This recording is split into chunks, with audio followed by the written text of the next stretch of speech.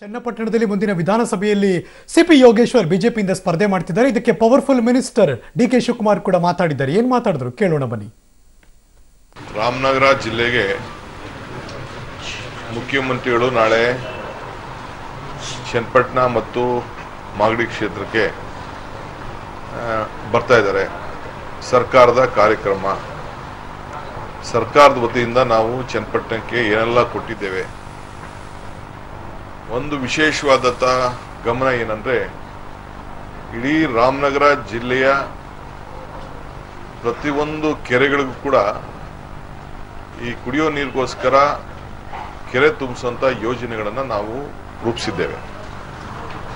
ಚನ್ನಪಟ್ಟಣದಲ್ಲಿ, ಮಾಗಡಿಲಿ ಶ್ರೀರಂಗ ಯೋಜನೆ, ಚನ್ನಪಟ್ಟಣದಲ್ಲಿ ಮತ್ತು ಕನಕಪುರ ಕ್ಷೇತ್ರದಲ್ಲಿ ಕೂಡ ಕೆಲವು ಭಾಗ ರಾಮನಗರ ಕೂಡ ನಾವು ತೆಗೆದುಕೊಂಡಿದ್ದೇವೆ. ಜೊತೆಗೆ ಇನ್ನೊಂದು ವಿಶೇಷ ಅಂತಂದ್ರೆ, ಇಡೀ ಜಿಲ್ಲೆ ನಮ್ಮ ವಿದ್ಯುತ್ ಇಲಾಖೆ ವತಿಯಿಂದ ಪ್ರತಿಯೊಬ್ಬ ರೈತನಿಗೂ ಕೂಡ ಒಂದೊಂದು ಟ್ರಾನ್ಸ್ಫಾರ್ಮರ್, ಇಲ್ಲ ಇಬ್ಬರು ರೈತರು ಸೇರಿ ಒಂದೊಂದು ಟ್ರಾನ್ಸ್ಫಾರ್ಮರ್ ಕೊಡುವಂತ ಒಂದು ಹೈ ವೋಲ್ಟೇಜ್ ಡಿಸ್ಟ್ರಿಬ್ಯೂಷನ್ ಸ್ಕೀಮ್ ಅನ್ನ ವಿಶೇಷವಾಗಿ ಪೈಲಟ್ ಮಾದರಿಯಲ್ಲಿ ನಮ್ಮ ರಾಮನಗರ ಜಿಲ್ಲೆ ಆಮೇಲೆ ಕುಣಗಲ್ ತಾಲೂಕನ್ನ ನಾವು ತೆಗೆದುಕೊಂಡಿದ್ದೇವೆ. ಹೀಗೆ ವಿಶೇಷವಾದಂಥ ಕಾರ್ಯಕ್ರಮ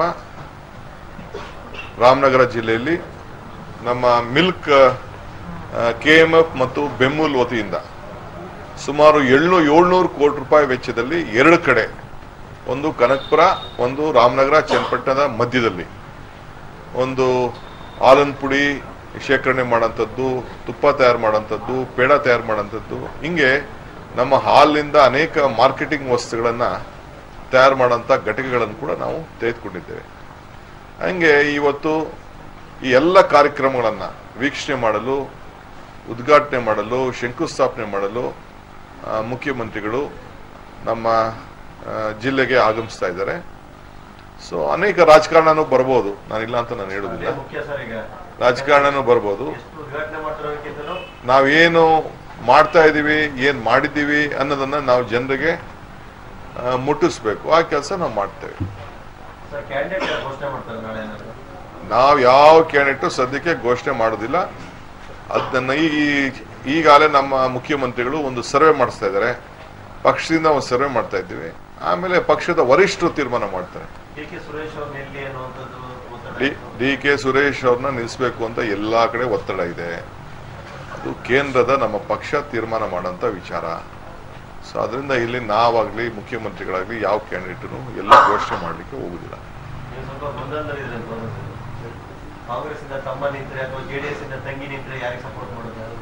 ನಾನು ಯಾವ ಗೊಂದಲನೂ ಇಲ್ಲ. ನನಗೆ ಒಂದೇ ಒಂದು ಗೊಂದಲ, ಕಾಂಗ್ರೆಸ್ನ ಗೆಲ್ಲಿಸ್ಬೇಕು. ಹೇಳ್ತೀನಲ್ಲ, ಕಾಂಗ್ರೆಸ್ಗೆ ನನಗೆ ಬಹಳ ಮೈ ಪ್ರಯಾರಿಟಿ ಇಸ್ ಕಾಂಗ್ರೆಸ್.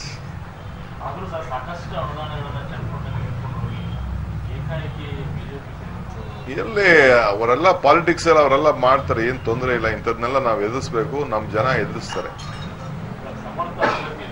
ನೋಡಿ, ಬೇಕಾದ್ರೆ ಬೆಟ್ ತಗೊಳ್ತೀನಿ ನಾನು, ಬಿಜೆಪಿ ಚನ್ನಪಟ್ಟಣದಲ್ಲಿ ಗೆಲ್ಲುವುದಿಲ್ಲ.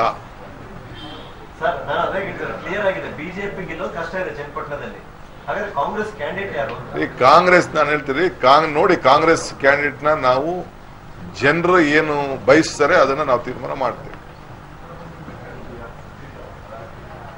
ಬಟ್ ನನ್ ಫ್ರಮ್ ಮೈ ಫ್ಯಾಮಿಲಿ.